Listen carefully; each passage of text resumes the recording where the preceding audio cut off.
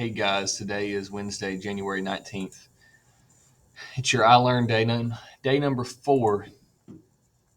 Uh, as you can see, hopefully you've not started your work yet. If you have, then you need to go. I hope you're back watching this video so you don't miss anything.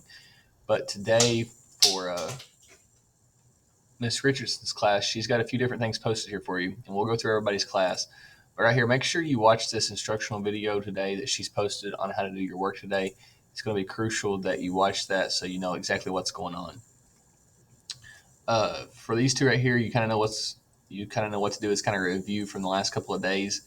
And then right here on your text structures, we did one of these the other day where you read these two passages and then you answer the multiple choice questions, and then you have a constructed response to do.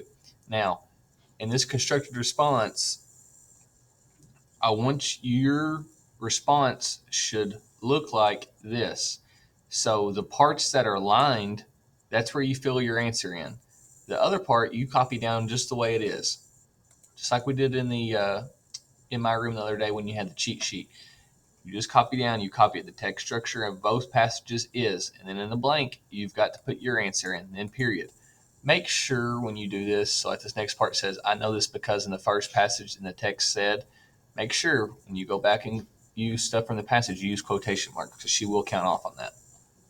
So you can do that and you'll be good. I'm going to go through right here and read this for you. When you go back to answer the questions, you can always go back to this video and go exactly to where I'm just reading this passage, and you can pause me at whatever speed you need to. So let's get started right here. Autism and therapy horses. Autism is a disability that affects the way the brain works. People with autism may have a difficult time communicating and interacting with others. Signs of autism usually appear before the age of 3. Doctors and scientists are not sure what causes autism, but they do know it's not contagious. An autistic child can't give autism to a friend or classmate. An estimated 1.5 million people in the United States have autism. Having autism does not mean a person is not smart. Their brain just works differently. Children with autism may have difficulties with certain activities, but they may have strengths in other areas. For instance, a child with autism may be a math whiz, a great artist, or unbeatable at computer games. Yet, they may have trouble putting their thoughts into words and connecting emotionally with others. Autism is not something children outgrow. While there is no cure for autism, there are therapies and treatments that can make living and learning with autism easier. One of these therapies is equine therapy, which is therapy involving a horse. Autistic children have difficulty interacting and bonding emotionally with others. They may avoid making eye contact. In equine therapy, children not only ride horses, they communicate with and care for their horses too. They may brush them, pat them, and even hug them. For many children with autism, riding and caring for their horse helps them form an emotional connection with another living being. Developing this sense of attachment may lead to a better relationship and interaction with people as well. Equine therapists often observe autistic children making eye contact with their horse, which then expands to making eye contact with people. Equine therapy helps build communication skills. Children are taught basic verbal directions to give a horse. The child feels positively rewarded for speaking with the horse, speaking when the horse does what the child tells it to do. Some autistic children who have never spoken before say their first words while in equine therapy. During an interview, Temple Grandin, an animal behavior expert who has autism herself, offered an explanation as to why riding horses encourages speech. First, the child feels comfortable and relaxed with the horse. Second, when riding a horse, a child is in constant balancing. Third, riding a horse is a rhythmic activity. Both balance and rhythm seem to help improve the brain's ability to process language. It's the combination of a child's relationship with the horse, the balance and rhythm that encourages speech. There are over 5,000 therapy horses in the United States. Equine therapy isn't just for autism, it can be beneficial for people with other special needs or physical handicaps as well. There's no one breed of horse that makes the best therapy horse. Instead, therapy horses have specific characteristics. To work with autistic children, a horse must be calm, patient, gentle, and have an even gait, which is how they walk, and not be easily easily startled by sudden movements or sounds. All right, that's your first passage. All right, so now we're going to read the second one and then we'll answer the questions. Seeing eye dogs. Seeing eye dogs are guide dogs that are trained to lead a person who is blind or visually impaired. Before seeing eye dogs, it was challenging for a blind person to live independently. Within their own home, blind people could be independent as long as furniture and other household items were not moved around. However, problems arose when traveling to unfamiliar places or even simply walking to the corner store. They relied on a relative or another person to lead them on walks or to errands. So, how did the use of a dog as guides for the blind begin? Dorothy Harrison Eustace was an American dog trainer living in Switzerland. She trained German Shepherds to be police dogs. In 1927, she learned about a program in Germany that was training German Shepherds to be guides for soldiers who were blinded in World War One. After visiting the training program, Eustace had the idea of training dogs to help any blind person, not just soldiers. She wrote an article about her idea. A blind college student living in America read her article. His name was Morris Frank. He was interested in a guide dog for himself. He was also interested in training dogs to be guides for other blind people back in America. Frank traveled to Europe to meet Eustace.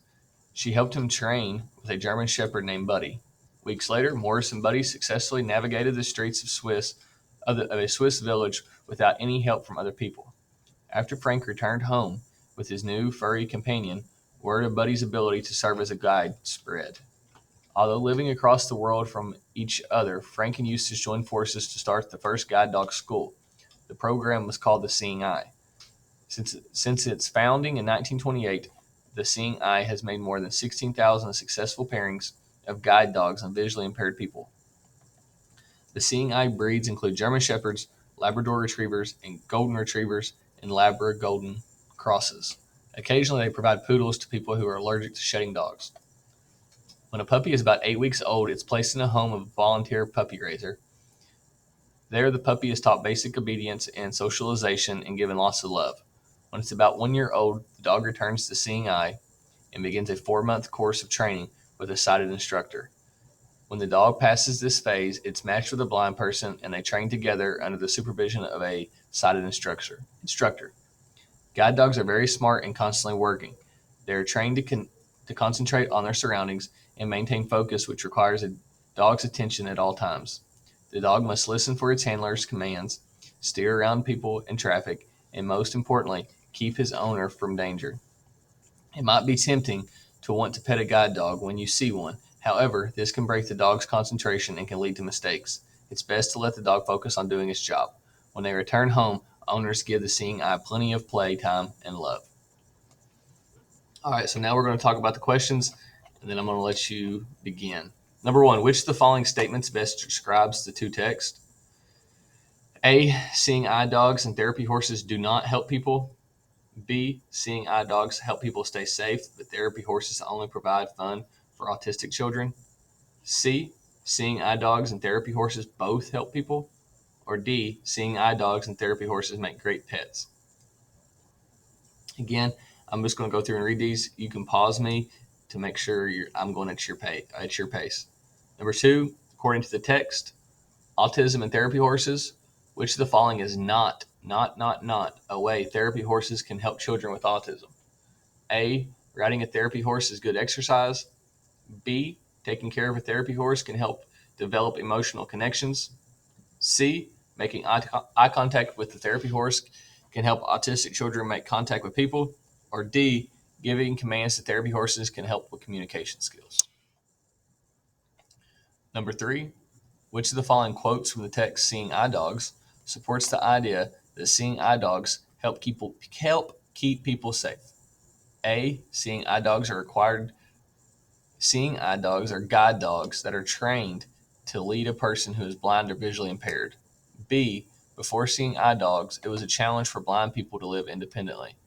C, the seeing eye dog must steer around people in traffic and most importantly keep its owner from danger. Or D, it's matched with a blind person they train together. Number four, according to the text, why is it not a good idea to pet a guide dog? Not. Because they are not friendly animals.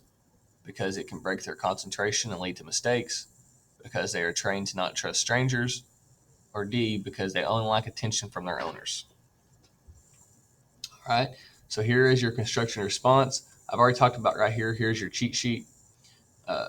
So both the passages have the same text structure. You will identify what that is and then give an example from each passage to show how you know. Okay. Make sure you remember to use the RACE strategy. Okay. Make sure it's restate your question, answer the question, cite, and explain.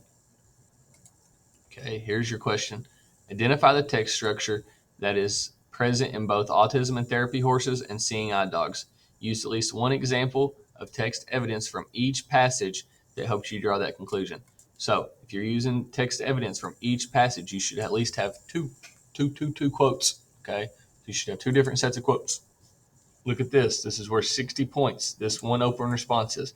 So make sure you do your best. So we want to get as many points as possible.